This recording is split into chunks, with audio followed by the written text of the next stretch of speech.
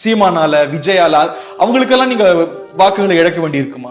மாணவர்கள், இளைஞர்கள் சிந்திக்க வேண்டும். இந்த இளைஞர்களுக்கு, மாணவர்களுக்கு அதிகமா நன்மை செய்த கட்சினா அதிமுக கட்சி, அதிமுக அரசாங்கம் தான்.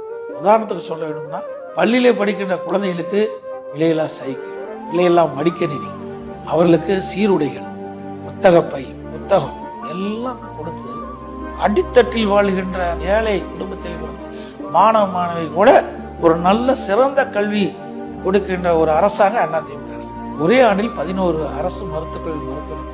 அம்மா இருக்கும்போது 6 2011 2021 வரை 17 அரசு மருத்துவக் கல்லூரி மருத்துவமனை, 67 அரசு கலை மற்றும் அறிவியல் கல்லூரி, 21 பாலிடெக்னிக் கல்லூரி, 5 பொறியியல் கல்லூரி, அதே போல 5 வேளாண்மை கல்லூரி, 4 கால்நடை மருத்துவக் கல்லூரி, ஆராய்ச்சி மையம். 7% வரை கொடுத்தீங்க அரசு பள்ளி மாணவர்கள். 7.5% உள்ளீடு ஒதுக்கீடு. இப்படி நிறைய திட்டங்கள் கொண்டு வந்து கல்விக்கு அதிகமான நிதி ஒதுக்கீடு செய்து அதிமுக ஆட்சி. அம்மா இருக்கும்போது தான் அதிகமா நிதி ஒதுக்கீடு செஞ்சாங்க.